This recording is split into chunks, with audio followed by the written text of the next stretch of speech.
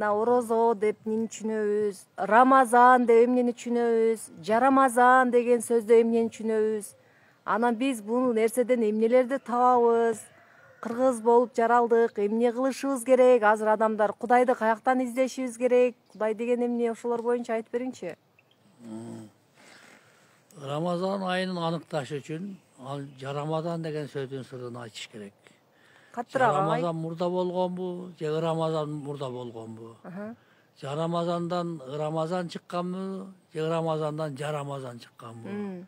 Ислам дини келгенге чейин кыргыздар теңирчиликте болгондо улустун улуу күнү деп, устун улуу күнү деп, ус бул Кудай. Кудайдын Аллахтын улуу күнү деп жарамазан айтышкан.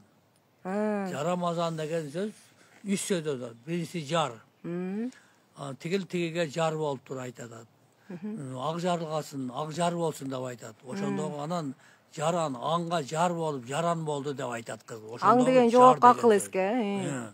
Экинчиси ан. Ан деген ошол анга кулуп Куран болуп атат. Анды кел деп, ангел деп атат. Ошолдогу ан же болбосо ан адамзаттын уруху, эси, аң сезими деген түшүнүктө, урукта булчу ан. Ошо жар болуп, ма бул адамзат мага зар. Кудайга. Жар, ма, аза болуп, ан болуп, же азан болуп.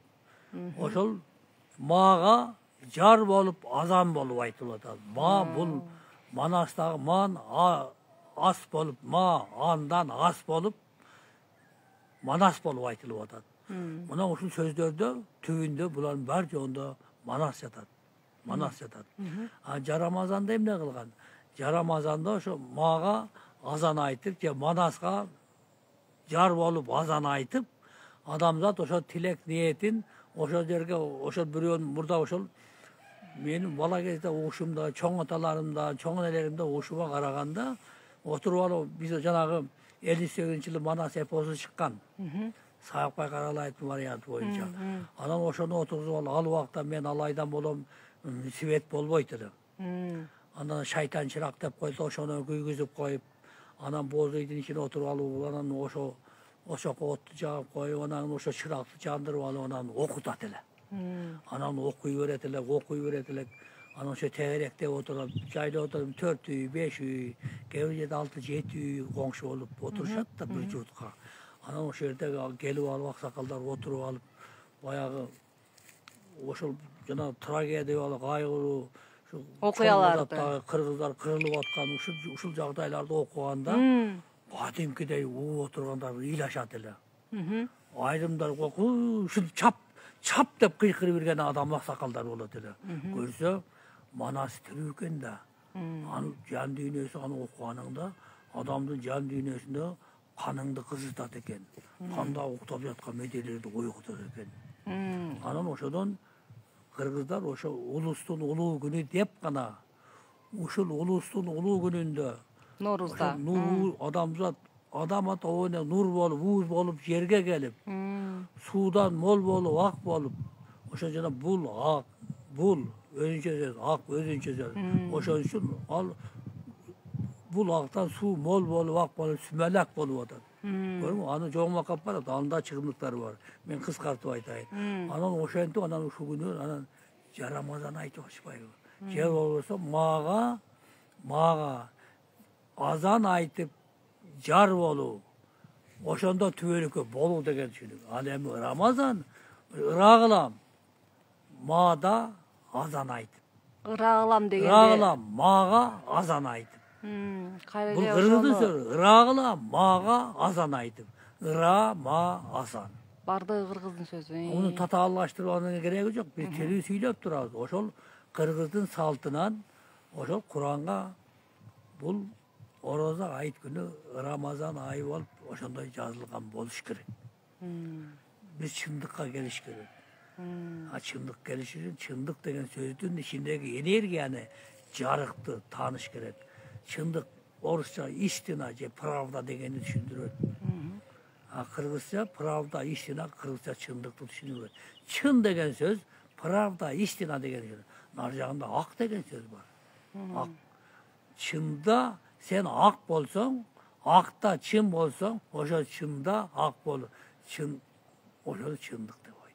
Gördün mü? Al paravda istenemez. Demek bizden mınavu Kudayдын ıyıktığın, kasiyetinin, ömürdün karangılığın tübölük jarık kılıp aytıp turgan energia sözdөрүбүздү которууга мүмкүн эмес. Kur'an Kırgızdın sözü, Bibliya Kırgızdın sözü.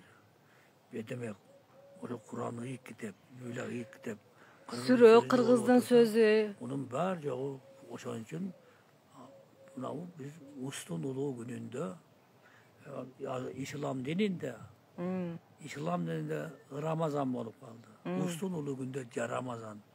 Ustun ulu günde Ramazan gelet. Ust degen aytып atam bul ustun ulu, bul Kuday, Kuday. Uz çever Kuday. Ademi Ramazan, Oroza ayt, Kurban ayt. Bul dindi bayramı. Dindi bayramı ıyık mı? Kudayдын bayramı. Kudayдын bayramı ıyık mı? Kanday deyişiңер özüңөр? Bunda jönököйлүk bolma, je bu sayasatты işler var, başka kılbaylı. Jönököylü taanıylыкчы. Kudayдын bayramı ıyık da. Jaratkan Tengri, jaratkan Allah öz jönököylü al. Өзү эле гана теңдеп атпайбы убакытты, башка неме теңдей албайт. Bu Kırgız emneni aytıp otur.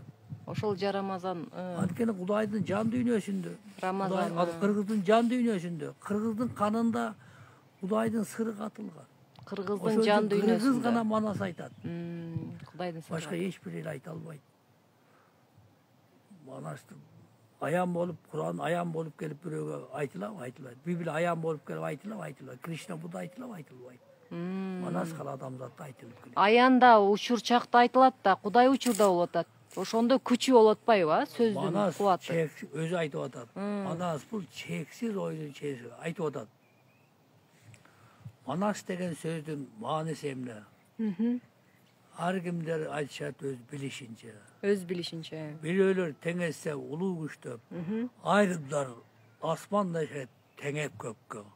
Ha bирок aytılgan bul sözdün tuğra tüzü. Manas bul çeksiz oydun çeksiz gücü. Oşondoy güçtün iyisi bolsun degen oyunan kalayıktın büt kömürmen. Oy gücün paydalana bilse adam ordudan toğunu ozbayıp kıynalbastан деп атат. Демек Манас күчүнө жетсе, Себеби Manastагы çeksizlikti biz akıl kanımızda kozgosuk, kanımızda oy kozduk. Bütünдөй dinler, bütünдөр sayasat mamleketler birige tegandagı o toğunu ordudan kozgotkon keremet kasiyeti yıtkaylat kemiz. төлүк жарыктыкка, Bölüp jarılgan çoydu. жарыктыкка айланат. Адамдар Bölüp jarık aylan. диндерге, башкаларга кирип, Ölümdün esi karangı. Кудайды Ölümdün таануунун, esi jarık. Manas tölük jarık. Кудайды Taanuu. таануу. Manas dilibizge gelet dağı tülü aytıla vered. Ağı kitaplarda jattap alıp nasihat aytıp Жаттамай. Агай, ошол эми жанагы Кудайды таап атабыз, Манаска барганда учурга келип атабыз. Эң башкысы агаруу экен да, чынбы? Аарууланган сайын сен. Manas ata janagı Kuday söz ulu Manas ata kelemi kitabında aytılıp atat. Şu ademi kızılga düşkön kitapta aytıp atat. Benim küçüm deyt, benim ruhum deyt. Benim küçüm, benim ruhum paygambarlar bolup bizdin kılımdın baş yerlerinde jerge düştü деп atat. Alar jerge agartuuchu bolup, tazartuuchu bolup, kökte jaratkan Kudayдын бар экенин таанытуучу bolup, jerge tazartuuchu bolup adam jan dүйнөсүн jerge düştü деп atat. Ha benim gelişim deyt. Benim jerge gelişim. Bul adamzatты men kutkaruuchum. Emneden kutkarat? Dinler kutkara albayt eken adamdan ölümdü. Dinler beyiş yönündögü, oşol dinlerdegi oşol Дене өлүп келе берет, кайра жаралып. Oşol erejeler arkulu adamlardı agartat kanat eken. Agalarga oşol tazaruu jönündө, oşol jönündө gana malumatlar verir. Kutkarat eken жаңыз gana Manas. Emne kimden? Ölümden. Tübölük ömürge kutkarat eken. Tübölük ömürge kutkarat eken. Tübölük nuru alıp ketкен. Төлүк жаныңы, рухуңу бейишке, жана кайталанып келбестикке. Агай, жанагы бизде ошол динде күнөө деген сөз бар го. Эмне болсо эле күнөө, анан күнөө деп эле чектейт да. Ошо күнөө деген сөздү чечип бериңчи. Günö degen söz iki sözden söz. Birincisi gün, ikincisi ye. Antkeni nur alamdan matalap, nur el bolup atalap, Güne alamdan batalap, gün el bolu batalap. Ay alamdan batalap, ar elde batalap dep manasta turat. Je bolboso bul vaqtda gün menen tün bolbogon adamdın yaşoosunda ömründe karаңgıçılık bolbogon tübölük jarık nur bolup şay bolup jana şaytan деген söz oşo jактан келет. Şaytандын түбү кыргыздын сөзү барып ошол жерге такалып ошо жактан келет. Ошондо адам атоо менен Кудайдын шайы, Кудайдын нуру болуп турган. Анан жанагында жебе деген жемишти жеп алып, анан шай анан таңга өтүп атат да шайтан деген сөз. Шай деген энергия кубаты дене өтүп атат. Шай болуп там болуп калганда адамзат анан ошодон баштап жукка денеден адамзат күнөөгө баткан. Күнөө деген ошол түбөлүк күн, түбөлүк жарык адамдын өмүрүнө ээ болуп алды. Adamdın ömrüne ev olup aldı. Antkeni adamdın ömrü oşonu jep atkан degenden başlap oğrudu. Oğru degen baliyesi degen sözüm var. Oğur, tiyajolu, uyat. Adamdın ömrü uğa oğurlaştı. Oşodan ölüm geldi, ölüm payda oldu. Oşonda günö degen söz adamzatın ömrüne gün ev olup aldı. Jana azırkı gün gün ev olup kaldı. Biz masal için 80'ge, 90'ga, 100'ge çıksan, oşonça gün yaşaysın. Anan al gün tügönbeyt. Sen bu ömürden getesin. Bu yaşadan kaytasın. gün tügönbeyt da o. Günö degen oşonu düşündürür. Günö'nün karajatlar var. Günö'nü semirtip durgan, bayıtıp durgan neseler var. Al emleri. Göre alvaştık. Aç gözlük. İçi tardık. Uşakçılık. Atаңдаштык. Sabırsızlık. Koyçuk şunu barcı. Jamanlıkты tanıtkanın bar joğu oşo günöөнү bayıtkan adamdı ömrün kıyıp yok kılıp turgan kündün eğiligin tübölük'e yarat turgan nerse. Adamzat oşo kündün eğiliginen ketken de günöödөн ketken de tübölük nurga, tübölük jarıkka joğusu beş aylar. Агай ошол эми жанагы күнгө ээ болуш үчүн эмне кылыш керек эми адам өзү ошол түбөлүк жарыкка жетиш үчүн? Күнгө ээ болуш үчүн адамзат өзүн табыш керек. Өзүңдү табышың керек, а? Özün can dünyasını yesin. Mesela ben dinlere karşı emesmin. Ben İslam'a dele, Buddha'ya dele, Krishna'ya dele, Cevul Hristiyan'a, Yudağa karşı emesmin. Oşul dinlerden barca o manastırla bir dile kılavası olur septeler. Manastırın bir kılavası olur septeler. Hani kendi Bir butağı. Az esme çık oda cana oşul. Adam zattı arulap, tazalap, oşonu ağartkan yerdi. Oşol un koyuldu. Oşol sanskrit dilinde üstüne ahar dedi koytardıkken.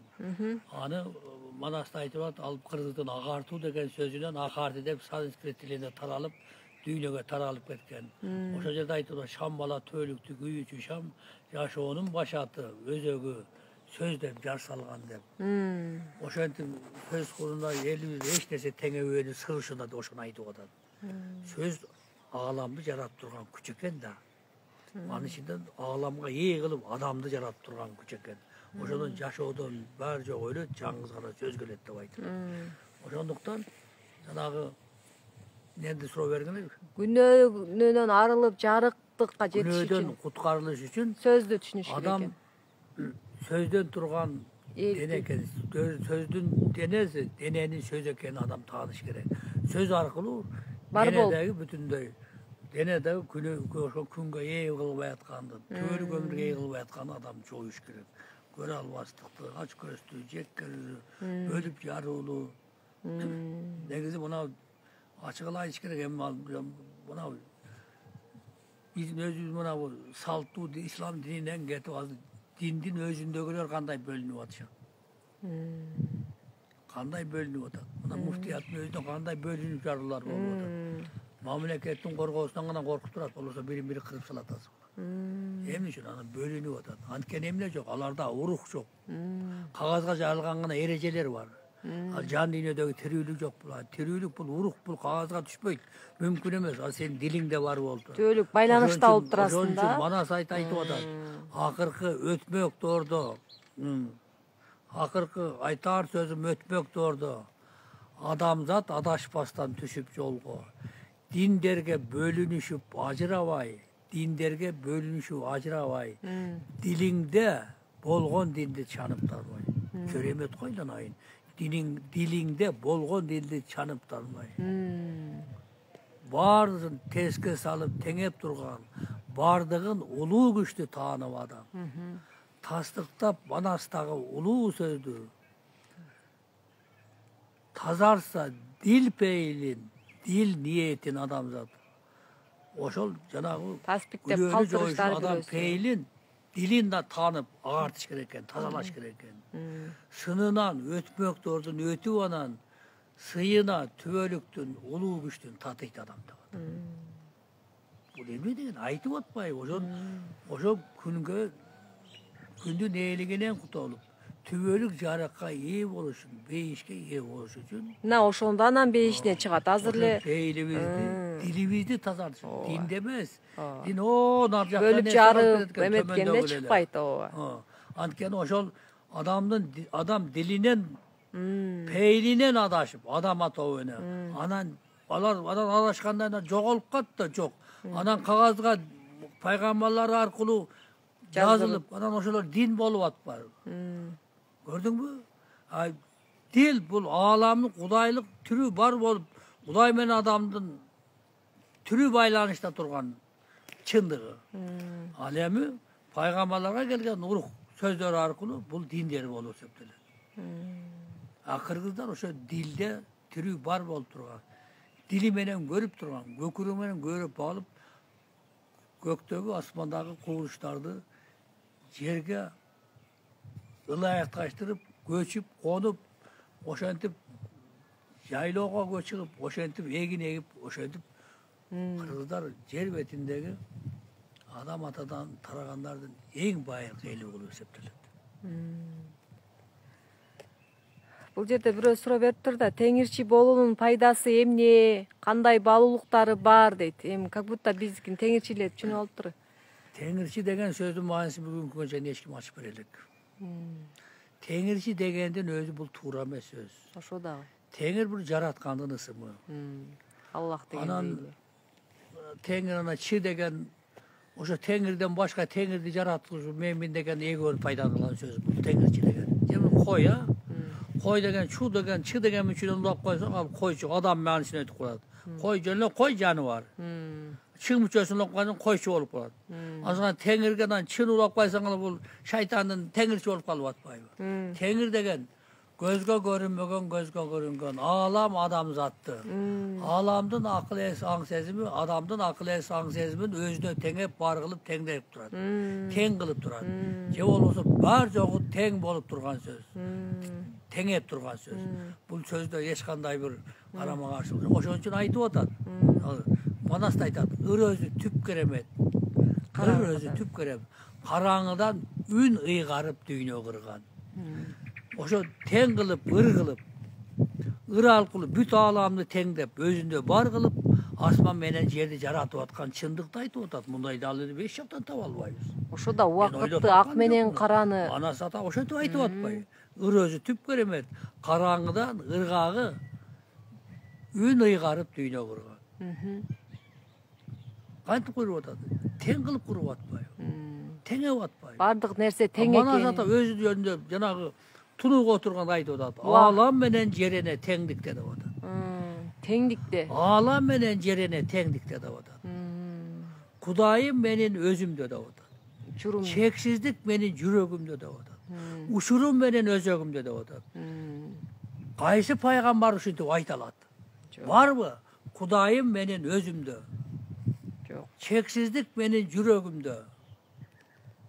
Ушурум менин өзөгүмдө. Çeksizlik, bütün alam çeksizlik alam her bir adamın жүрөгүндө eкен.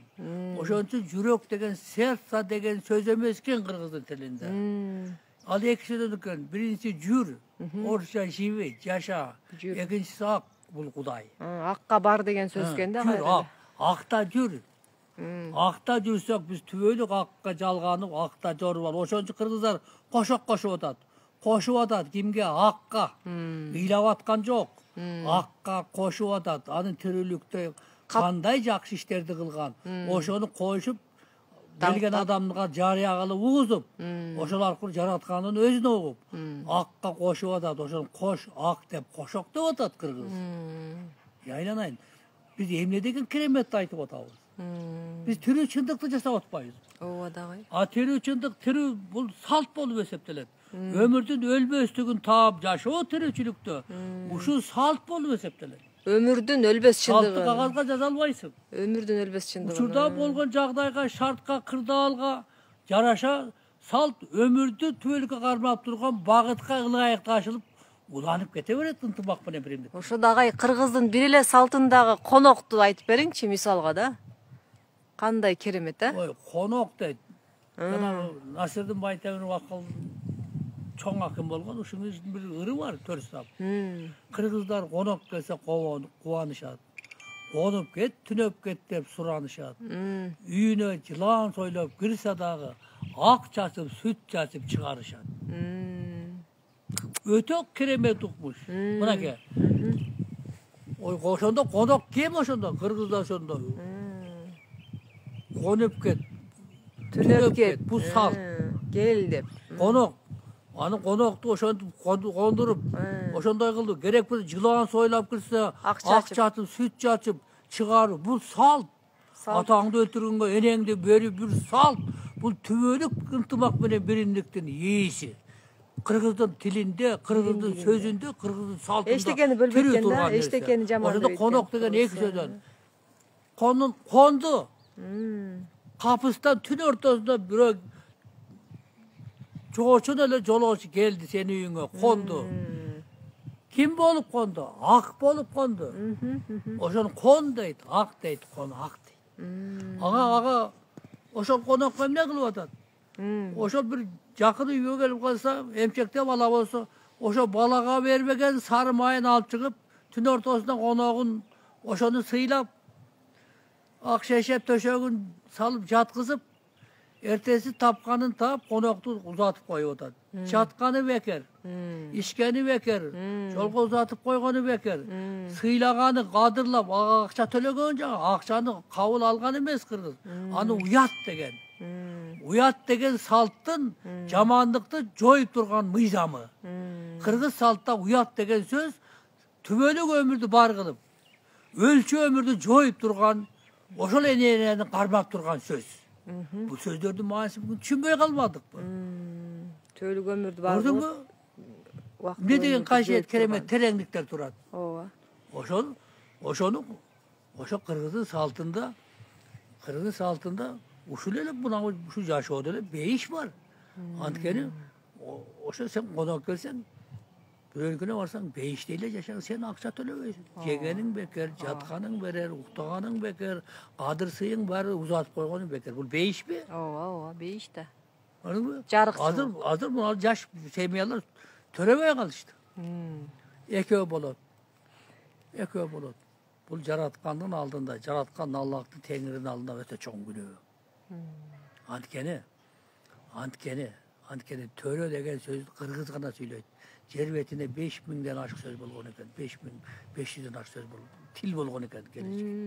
Til bolğon eken. 5000'den aşık til boluppu. Hazır 2000'den aşık til kalıptır. 5500'den aşık til bolğon eken. Anan hazır şunun 3'ten 1'iyle kaldı bu çağım, şuna yolup kaldı. Oşun şimdi bugün til bolup turan Kırgızdın tili. Uşunça tilden içinden bir gana Kırgız söyle törödü dep. Adam bu dünyaya bala ımırkay gelgende, ina dep jarık dünyaya gelgende suyunçu törödü dep Kırgızlar aytkan. Suyunçu dep. Törödü degen sözdün manisi bugün Kırgızlar düşünbey kalıpbız. Sözümüzde, saltımızda törölüp aytılıp gelet. Törö degen eksede turat eken. Tör. Jerdin özün naq atı tör eken. Tör bul jaratkan en sıylıusuna bergen jayı. Kırgızlarda en kadırlı sıylı törgө turat ko. Ekincisi törgө oşonu törgö kılıp törö dep törödü de oşonu aytat eken Kırgız. Tuğdu dep Kırgız maldı, canı vardı. Kuşlardı, suda balıklarda aytadı eken. Buna keremet. Mına Kırgız sözü emnen aytып atat. Gördün mü?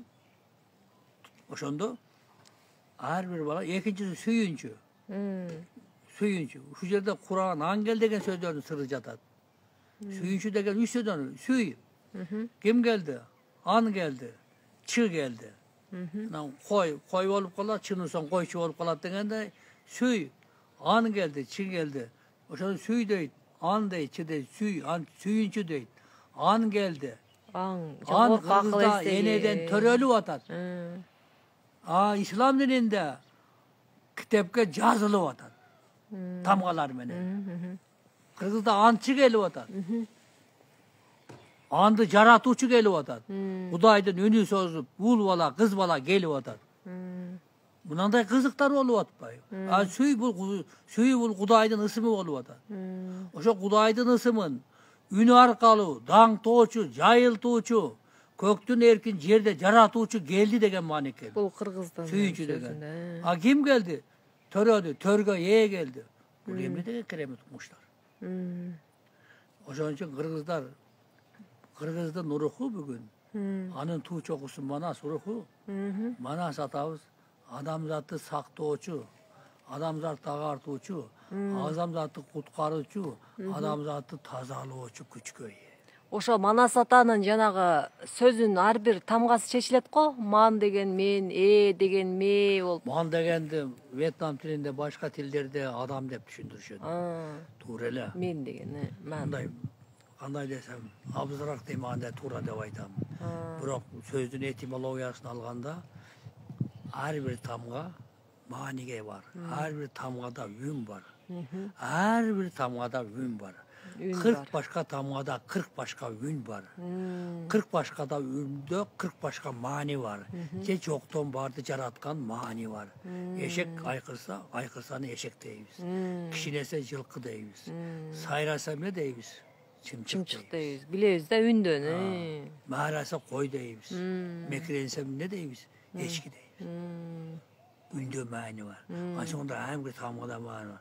Oşun için 40 uru Kırgız 40 başka ündön turgan Kudaydın manisinden turat. Alanı tengdep turgan ündögü tengdeginen, tengirinen turat. Her bir Kırgız urusu.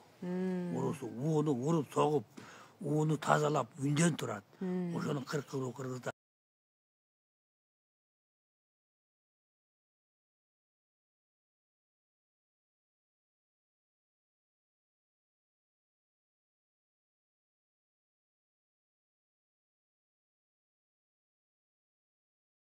Kırk tamga olan. Oşonda man degen söz, mı degen söz, bu men degen söz. Men degen söz. Mesela için bizim ne var? Aytılıp gelgen Kırgızda söz var. Tağdırını peşinenge yazıp koygun. Oşo peşinenge tağdırı yazgan tağdırdan çıkalbaysın. Oşonu görösün. Tağdırını peşinenge kanıp yazıp koygun. Karasan hiç bela yok. Amına yerde karasan ne? Mangdayı var. Anın içinde karasan ne turar? Me turar. Me degen orça, moz degen söz emez. İki sözden kuralat. Birincisi mı? Bu men degen söz. İkincisi meni degen söz. Oşunda me degen söz. Men min. Oşo me alamdan gelgen, Allah'tan, Kudaydan, Tengirgiden gelgen, ün arkalı gelgen, energiyanı 40 ünden gelgen derseniz söz kılıp yaratıp İçimizden Kuday kılıp yaratıp adamzatı tanıtıp oşadan bütünde Kur'an, Bibliya, Krishna, bütün ıyık kitap adamzatın penderi bugünkü bütün memleketin verdiği akademide ilimleri oşadan çıkarıp atpay mı? Halkırızda mey degen sözünden çıkıp atpay. Men emin degen. Men emin kayaktan beri oldu. Törge olup köktü neysen kök teng böyle vır vır tengirden gelip atpay mı? Bul çındıkta kayak atanağız. Ova deseniz. Bul türü çındıkta emne kılış gerek. Bul türü joyuş için adamzat kırılıp yok boluş gerek. Bul çındıkta tanırsa adamzat tüvölük ömürge bar bolup bölüp ösüş gerek. Tüvölük beyiş boluş gerek. Buna öşür jönde malumatlar veriyor.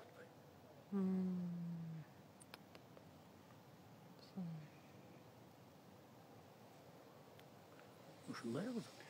Baylık turalı oyunuzda ayıp verseniz. Kanday? Baylık. Adamzat baylık için can talaşıp işte vatkan. Buna oruslar gaz boğat, boğuk yap koyat ko. Çalış soru verdik. Bok degen şu bay degen söz. Hı. Masalan Kırgızlar bayırkı mezde tov degen tov. Anan tak dep koygan. Hazretleri buna Süleyman'dı, toğusun Süleyman tağı dep koyarız. Tak. Anan keyin o jürüp oşonu tay dep koyganmız. Tay manasında ötüp ketedi. Oşonda bok degen söz bok bolup oşo bay degen söz bok bolup kalganda bul bayırkı Kırgız Kıpçak dilindeki sözdür. Kırgızlar sak skitme zamanındagı Kırgızdın sözdörü. Anan albayakta tengir dep aytılgan. Emi aytayın degenim ilk sonu sura verdim. Жаңыз ғана ошол жараткан өзү бай. Бай анын ысымы. Кудайдын, ал мына устун улуу күнү деп атабыз. Ошол ус таанытып, усталык кылып, улуу күндү түн менен күндүн караңгы менен жарык теңелгенди нур кылып, ууз кылып жаратып, адам атоо менен жаратып, жашоону жер бетине кой берип атат. Жер бетине кой берип атат жашоону. Ошол биринчи күн болуп атат. Аны тааныбай ал устун улугунун, Кудайдын, Аллахтын улугунун артка жылдырып коюп, анан диндин байрамында буяк жылдырып атат. Мен динге каршы чыккан жерим жок. Анткени теги тереңдикти, улуулук тааныш үчүн динди тааныш керек. Динди таанысаң аерде чектелип калат. Чексиздикке жетиш үчүн устун улугуна келиш керек, нурубузга келиш керек. Анан ошо жана айткан байлыкты тааныш керек. Байлык бул сен күнүнө сен 1 тоннадан 6 айына айтсаң дагы, күнүнө сен $1 миллион алсаң дагы, ал байлык эмес. Ал байлыкка жете турган каражат. Байлыкка жете турган каражат.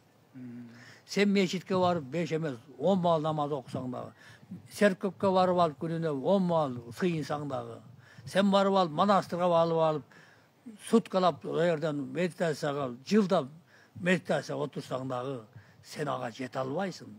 Алардын бар жогу ошо сен айтып аткан байлыкка, материалдык байлык, урухий байлыкты ошого жете турган гана каражаттар. Байлык жараткандын ысымы. Ал сенин исиңде жан болуп, урук болуп турат. Ошол урукту тааныганда ошо жандын ичиндеги нерсе табылат. Жан бул оттон, адам 4 элементтен турат.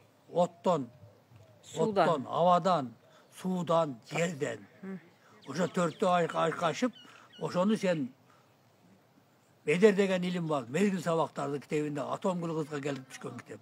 Ошо китептеги медер илиминдеги ошо медерлик касиетти сен үндөгү, жандагы, уруктагы медерди ишке салган, булар ишке кирет дагы. Адамдар түбөлүккө жанат, күйөт. Ким болуп? Нур болуп. Ошол үчүн айтып атат Манаста. Адамдар эрки таза, ару таза.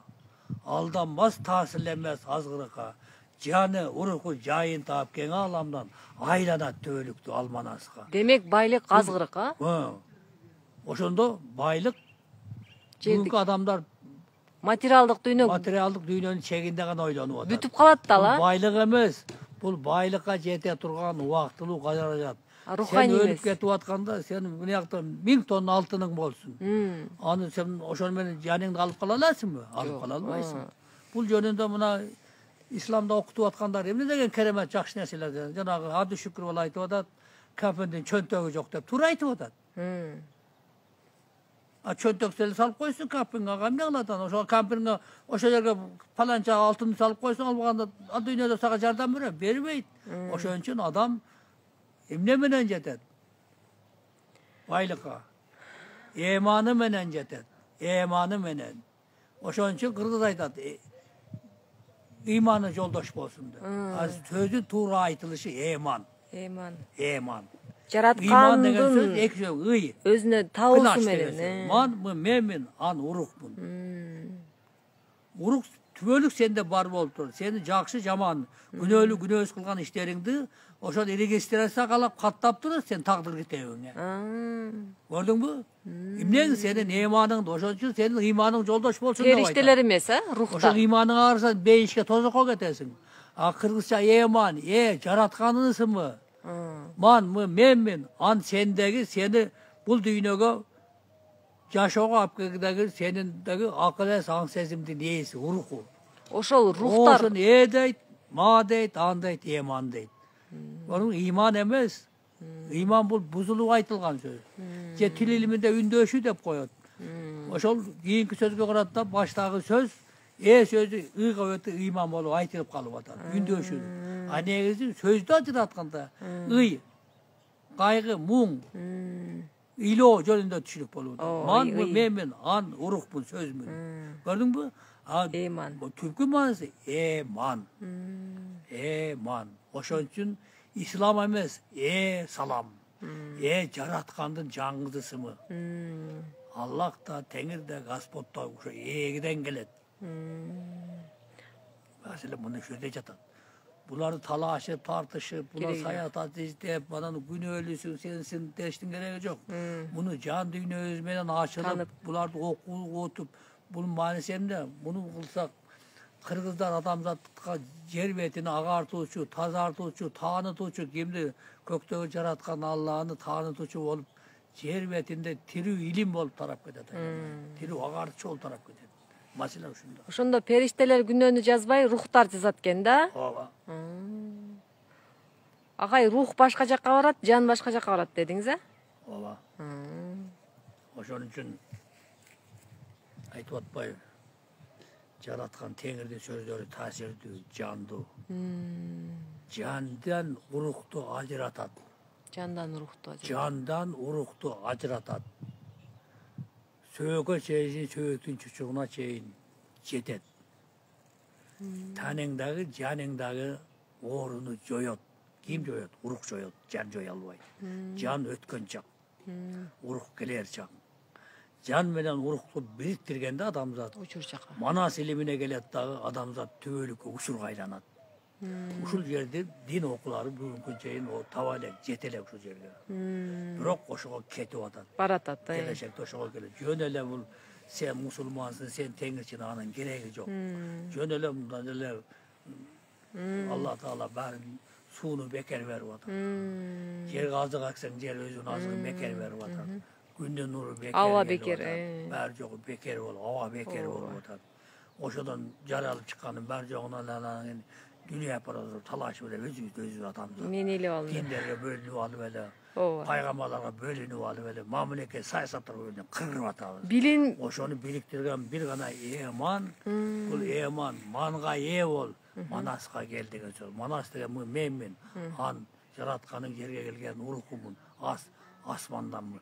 Antkeni oşta bütünдөй galaktikalar, planetalar asta asılıp durat. Man bolup. Oşonun atı as, ana man. Oşol man yerge köçüp man bolup, man bolup, köçmen bolup yerge gelip otal. Kırgızlar bozuyun atqa töyük artıp alıp, koyu malını aydap alıp, kılıç nayzasını yetip alıp, başka elde kırıp atkanı düşündürmeydi. Oşol joktan astan man yerge gelip, man as bolup yerge gelip otal. Gayrı yerden oşol yerdeki oşol astın manın tanı eman bolup, iman bolup, gayra biz oşol asqa man asmanға көтөрүлүп кетишimiz керек. Çeksizlikке, asman bul çeksiz ömürlü bar bolup turgandı neyiz?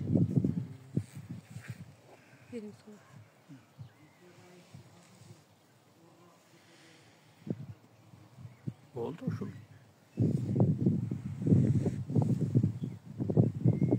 Sorular olsa versin. Hiç vakta dinlerdi birbirine karama karşı koyup. Ova da bardık ele Kudaydan gelip atpayı. atpayı. Oşol ilimdi bir gana Manas ata ilimi aytıp atadı. Ova. Akırkı aytar sözüm ötmök durdu. Ova. Agay Adamzat adaşpastan düşüp dinlerge bölünüşü acıravay. Dilinde bolgon dindir çalıntım. Bardık dinler dildegi çındıkka kötörülgöndü. Alar birigip kalıp atıyor. Dildegi Kudaydı tavuş керек Bardık eкен да. paygambardan okusu жаңыз Allah жөнүндө, жаңыз Tengir жөнүндө okup aylanat eкен. Oşol jönүндө bizge malumat berip atat. Biz onu kabul albay atpayız. Oşu da agay. Demek Азыркы заманда көп эле айтышат го, бул переходко келдик деген. Ушул тууралуу да маалымат берип койсоңуз, переход деген кандай? Өтмөк doğru. Bir zamandan bir zamanga ötүүnü. Ötmök doğru. Ötmök doğru. bir etap. Ötmök doğru. Buga çeyin Kanday oldu boldu da. Buga çeyin degende Atlant lemüreysler, lemüreler bu perişteler. Nur alamda matar, nur el olup atalganlar şular olur. Bular da dene bol bolgun. Nur olup, şay olup durgan. Andan yana altlantar, aldı 70 metrege çeyin arttı 10-15 metre olgun. Bardı günöge var ketti. Bar kuldu jerbeten gün ev olup kaldı jerge. Gün ev olup kaldı. Anan ki Nuh Peygamber alar da gitti. Anan su taşkın oldu. Anan biz andan keyinkiler Nuh Peygamber'den tarağanı azlıklar jerbetini adamlar. Yok, alanın bar öldü. Jandar gitti. Jandar ölgön yok. Günöge gitti. Biro oşonun içinden uruk günöge batpaydı. Uruk çeksiz ağlam çensiyeyi oltura verir. Oşol uruk adam ata jaralgandan biz geçeyin oşol uruk bulmanas. Oşol manas. Manasga gelgende adamzat Udaymanın biri get. Manda as bolup, astan man bolup. Aytып otamı da. Her bir nersenin iyisi var. Oşun için janağı Bibliya kitabında Jakan Peygamber aytып otar. En başında söz bolgon, söz Kudayda var bolgon, söz Kuday bolgon dep kotoru. Tuğra emes kotoru. Antkeni Kudayda yeğe başı et. Kudayda yeğeden malumat alıp Kudaylık kılat. Kuday Allah da yeğeden malumat alıp Allah'tı kılat. Tengir da yeğeden malumat alıp Tengirlik kılat. Barca gelette adamzatka hizmet kılat. Oşonda. Jana aytып atpayбы? Menin sümelen atalgan menin elim moyunsuza. Menin yüzümdüz dese, tova kılsa, tavınsa, günöylerinden başlarsa, andan menin kökö tengir, köktün eesi teng bolu ırgılıp durgan tengir, gökten olup, günöylerin geçirip, yerimdi darttan, elimde oradan aytıram. Bir dağı din, bir dağı pendenin elimi, yerdi darttan, adamzat doğrudan ayıktır almaydı. Al, urukkan ayıktırады. Can ötkön çak da otam. Can ötkön çak. Geler çak, ağa jetpeybiz. Uşul can bilen uruktu biriktirip turgan, uruktun eğiligindeki oşol iyi oluyor. Onun ismi mi oluyor? İyi oluyor. İyi oluyor. Oşon için Kırgız el. 40 urudan bütken el. Kırgız ulut emez, Kırgız el. 40 urudan, 40 damgadağı maniden söz çıkıp, Kudayı olup, oşoğa el olup, jaratkanга ilinip turат. El degen ne güzel. Anan il. Ege ilinip turgan degenden iyi tamgası düşüp kalıp atattағы ündöşü dep koyat tiliminde. Singarman lık alıp atatta ege ılı ulaşıp atatta el bol. Ege ilinip turgan degen söz düşündü. Ege ilinip turgan 40 uru degen söz. 40 uru degen uunu vur. Günöge adam ata oğluğa gelgen uunu vur. Sardala. Çok kıl. Emne aldı. Ündün kıraatlar. Oşun için Kur'an kıraat menen okulup atpayбы. Oşun için aytıp atpay manasada. Irı tüp göremet. Kıraatı menen karаңıdan düğüne kurganda aytıp atar. Vay bunu izildep barsaң bar жоголуp bir bulaka jaratkан эки бар такалып калат. Ошо да агай. Ал жөн эле бир Кудайдын атын башкача атап алып эле Өздөрүнүн аппак okulasıyla var. Жаңыз эле жараткандын ээлигине барып такалат. Аны бөлүп алып эле адам ушинтип кыйрап. Жок агай, бөлгөндө макул унчукпай эле бөлбөстөн ширк, анан кийин күнөө, анан капыр деп түм эле алиги мусордун лешпетер кылып читейт го. Жөн эле макул сени ошол жол менен таап Кудайды дебейт да. Мисалы, макул сен ушурда экенсиң дебейт. Ошон үчүн ошол кайсыл илим, кайсыл окутуу, кайсыл дин чектеп койсо бул секта деген. Секта деген кыргыз чекта деген, чектеп коюу. Чектеп коюу. Ошо кагазга жазылган мыйзам аркылуу, христианда, Библияда да жазылган, Куранда, ошол шарият аркылуу жазылган чектеп коюп атпайбы? Чектөө. Адамдын өмүрү чексиз да. Ооба да. Мамлекеттер конституциясын чектеп коюп атпайбы? Чекте деген сөз орусча секта деген сөз.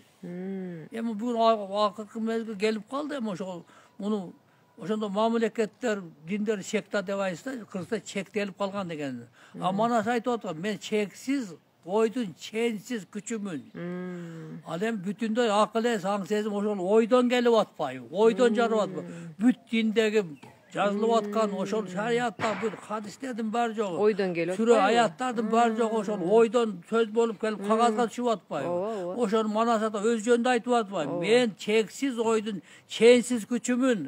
Адамзат деп бизге өзү маалымат айтып атат. Өзү айтып атса, өзүн кабыл албайсың. Анан кандай эл болуп калдык? Ошону айтсаңыз агай.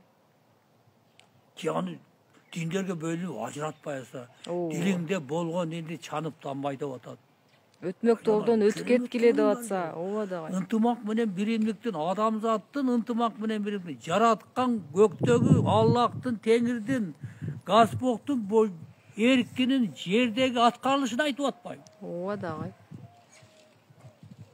Дагы эмне кылышыбыз керек эми? Бул Манасты изилдебесек, Манас аркылуу адамзатты куткарбасак, Манасты изилдесек, Манас бир да динге каршы чыкпайт, каршылык жок. Карап көрсөңүз бардык варианттарда Кытайды калмакты чаап алабы, өзүнүн чоролорунан бир да канча айланган эмес.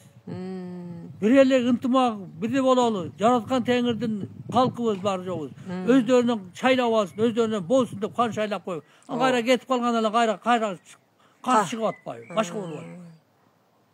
Демек айкөл болгон экен да агай, Манас ата. Ошол айкөлдүгү менен, ошо айкөл болгондугу үчүн бул жазылып калган эмес. Демек Манас десе Кудайдын жолун, айкөл болгондугу үчүн дилден дилге, буундан буунга, атадан балага, кандан канга тирүү айтылып келатат. Куранды биз билебиз, бүгүнкү маалымат каражаттарынан 9-кылымга чейин кыргызча тилинде болгондугун мына сайрап эле чыгып атпайбы? Курандан баштап 114 сүрөсүнө чейин сөздөрдү чечсең 95% кыргыз эле сөз чыгып атпайбы? Же Библияны карап көрсөң, Библия деген сөздүн өзү Торат, Инжил, Забурдун баары жок кыргыз сөз чыгып атпайбы? Анткени 3-кылымга чейин булар кыргызча тилинде эле китеп болгонука бил ил деген. Бил ил эге ошону Библия деп жазып алышып деп атпайбы? Ошо мезгилде кыргыз кыпчактын тили болуп атпайбы? Адамзат акыры улуу чындыкка, тирүүлүккө баш ийиш керек да. ошол чындыкты Эмнеге болот баш? Кудайды издеп атышат, Кудай деп атышат, Кудай деп жакшы адам болоюн деп атат. Демек ошол нерсени Манастан издеп таап баш керек экен да. Мына азыр жерден чыккан материалдык байлык. Долларыңдан баштап жерден чыккан темир тезек алтыныңдын баары жогу, нефти септиңдин баары жогу жерден чыккан байлык. Ушунун 85-80% согуштук каражатка кетип атат, тапкан байлык. 15-20% адамзаттын бардык мамлекеттердин, диндердин социалдык өнүгүүсүн кетип атат. Эмне үчүн? Ошо Манасты тааныбагандыгы үчүн, пайгамбарлар аркылуу диндерге бөлүнгөндүгү үчүн, мамлекеттин, адамдардын өздөрүн түзүп алган парламенттин, сенаттын өздөрүн түзүп алган конституция аркылуу мамлекеттер бөлүнүп тургандыгы үчүн. Бириксе эмне болот? Ошо 80-85% жерден чыккан байлык адамдарга азык болсо, Жан дүйнөнүн акчанын адамзатка кереги барбы? Доллардын кереги барбы? Кыргыз салтка келет, жоюлат. Акчага кызмат кылган, акчага кул болгон, акчага жан дүйнөсүн саткан жоюлат. Ооба да, кыргыз салтында Келегей тегиз, ак төөнүн карды жарылган, кой үстүнөн жумуртка теңдик заман келет. жумурткалаган заман келет. Агай ошол кыргызда Кийинки заман ошо кыргыздын салтында, кыргыз сөзүндө эле турат. ооба да, агай кыргыздын ошол жанагы Жер бетинен акча жоюлса, бейиш эртеси эле эшигибизде пайда болот, төрүбүзгө өтөт. Муну түшүндүрүш керек болот, түшүнбөй атат бүгүн. Мамлекет башчылары, ооба да. дин жетекчилери түшүнбөй атат муну. Жанагы кичине көнүп калган адатынан чыккысы келбей атат да. Агай эми ошол кыргыздын салтына келсек, кыргыздын салтында акча колдонгон эмес да, чынбы? Алмашкан. Кыргыздын ичинде салтта акча болгон эмес. Аруу. Салт жөнү айырып баштаган.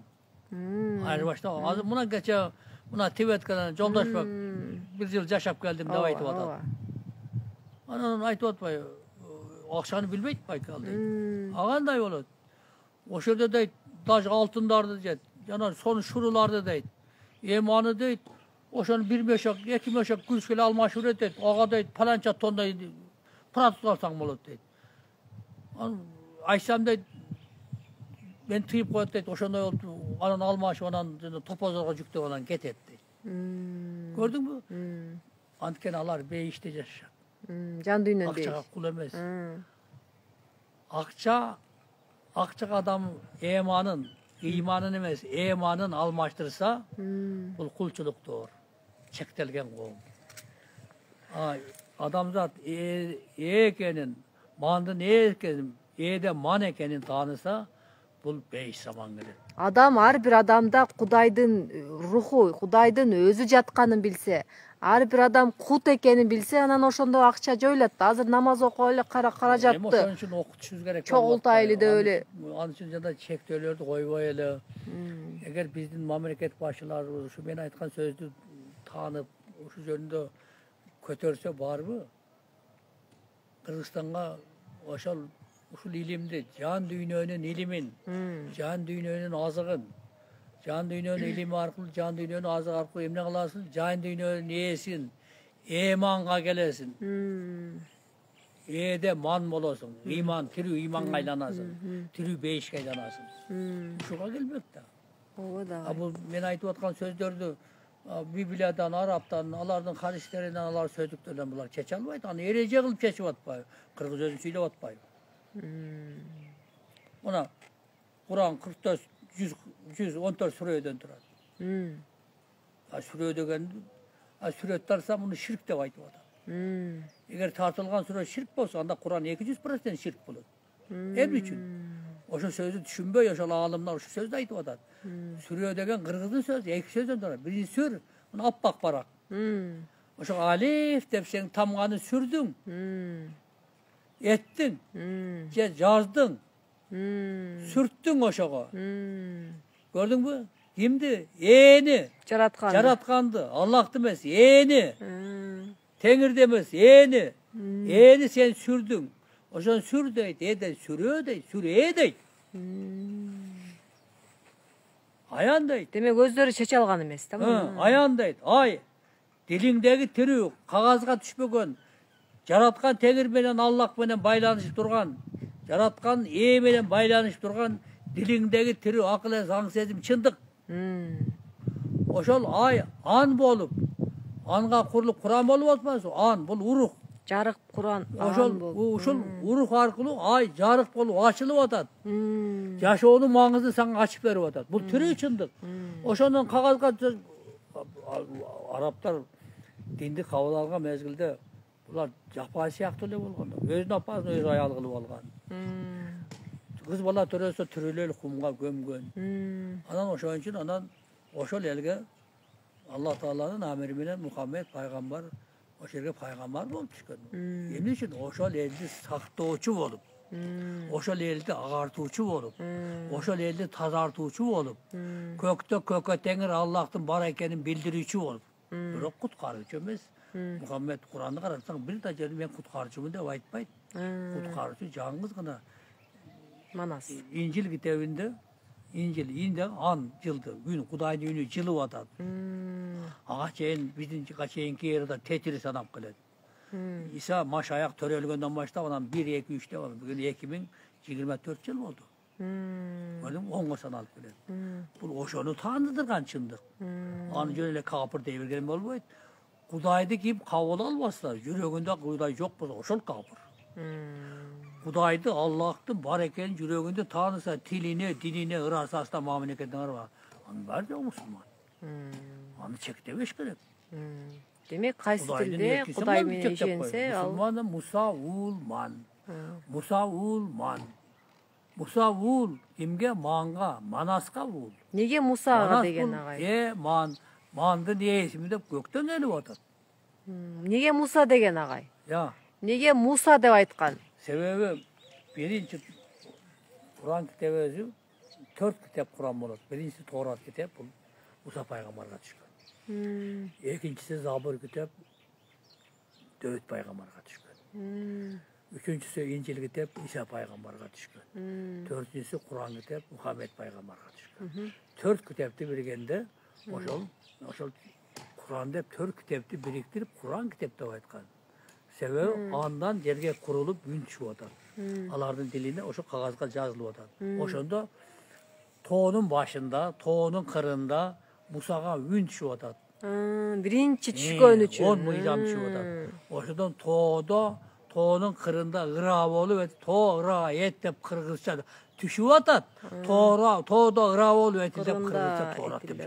жазылып. Oy mınanday kızıklar var da. Ай. Biz özümüzdü yönelip tiler жазып koysa жазылып turat dese жазылганı естиребиz.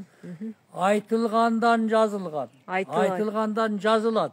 Анан ал окутулат, элге түшүндүрүлөт. Анан жаттатылат деңиз. Аламды, адамзатты кагазга жазып алып жараткан Алла Таала жараткан эмес. Айткан эмне менен бата менен. Бата менен. Ой менен да Kur'an'dагы, демек. Библиядагы, Кришнадагы, Буддадагы бүтүндөй батада бар болуп тур. Бата деген баалуулук, таануу. Чексиз Алламды чексиз баалуу кылып тааныткан китептер. Ошол баары жөгөлүп ба дейт, та дейт, бата дейт. Кудайдан демек ошончолук терең. жарык үн болуп ошол. Ошол батадан эл көгөрөт. Жамгырдан жерге көрөт. Жер тәнді бағат, бата урукту бағат, Библия китеби аркылуу, Куран китеби аркылуу, Кришна, Будда аркылуу, саясаттын илими аркылуу. Мунун тереңине барсаң, укмуш керемет, ынтымак менен беримдиктин уюп жаткан океан булактар турат бу жерде. Бата только акка иштейт дегенсе, дуа экиге күчкө тең иштейт дегенсе. Демек ошол жана Мусага биринчи жараткандан үн келген үчүн жараткандын жарык Муса эмне болот? Ошо нуру келген. Кимге? Кудайга. Мен ан урукмун. Бул астан келип атат. жаратканга. Астан келип атат. Астан. Ассаламу алейкум. Бул арабтын сөзү эмес, бул кыргыздын сөзү. Асылып турат. Ошол жактан салам, өмүр тыныч келип атат. Ким болуп? Мен болуп. Ошону ас дейт, салам дейт, дейт, ассалам дейт. Бизде турбайбы бар жок? Бизде түрү жашайт экен да агай. Бисмилла рахман дейт. Ансыз эч нерсе башталбайт. Эч нерсе. Кыргыз кыпчак тилинде, актары болсо чейин кыргыз кыпчак тилинде бил дегенди би деп айткан. Экинчиси ысым, ошо жараткандын ысымы. Би ысым, бисим. Үчүнчүсү ил ошого, өзүңдүн жан дүйнөңдү ошого ил. Ла ченсиз, чексиз, арабта жок деп айтат. Кыргызда ченсиз, чексиз. Чеги жок. Чени жок анын. Акыркысы ак. Ошондо бил. Ысым. Бил ысымын. Ошого ил. Ла ченсиз, ак. Бисмилла. Кыргызча болуп атпайбы? Бил чексиз ысымды акты. Ушул менен араб элин бу жерден бөлүп ырыткым келбейт. Ки араб элинен кыргыздык кыйын кылып эле муну бир убакта арабтар дагы бир убакта сак ички доорунда сак ички эле болгон. Баардын уюткусу түбү бир болгон. Ат менен төө менен болгон. Ошон үчүн Ибрагим пайгамбардын бүтүндөй осуяттары бар жок кыргыз тилинде чечилип атпайбы? Алар аны жанагынтип тапсирлеп, тапсир деген сөз кыргыздын сөзү. Табасың. Курандан, Библиядан Кудайдын сырын. Ошону таб дейт, сыр дейт, тапсир дейт. Таксыр дейт.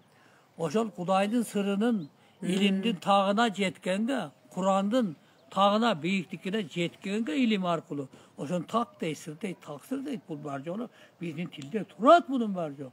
Муну менен мен динди жокко чыгарганым жок. Ошо диндин түбүндө динди бөлүп жарып аткандар дилге келсек баарыбыз биригебиз. Сен араб кулсуң, сен теңирчисиң деген жоюлат. Ооба да Кудайга баары бир болот атпайбы? Ооба агай. Жанагы саламатсызбы деп учурашышат го? Кандай? Саламатсызбы деп. Ошол кыргыз кандай чечилет? Ошол баягы Шумер мелиндеги сак ишкип мезгилиндеги сөзү. Байыркы экен да. Эми салам деген сөздү чечейин. Ушунча болду ушул салам деген сөз үч сөздөн са бул тынчтык. Ла ченсиз чексиз. Менмин. Ченсиз чексиз тынчтыкка. Мен саламмын. Ошон үчүн салам ислам бул тынчтыктын дини деп ошон үчүн айтат. Бул туура бирок и деген сөздү чечишпейт эмнегедир. Же билбейм. Ушунга чейин чечелет. А бирок и деген сөз Arap Fars'ın diyalektisinde, Arap Fars'ın diyalektisinde, Evrenin diyalektisinde iyi menen aytılar. Kırgız'ın diyalektisinde iyi menen aytılar. Salamı Бул жараткандын өзүнө сымы. Аллах да, Теңир да, Кудай Бир эле тамгадан кызмат кылып чексиздик аткан турган. жаңы ошол өзү. Ошол ээден салам болуп, жерге келип салам деген сөз чыгып атат. Муну айланайын жакшы түшүнгүлө, терең түшүнгүлө, бири-бирибизге каршы боло турган эч нерсе жок бул жерде. Сурооңуз барбы?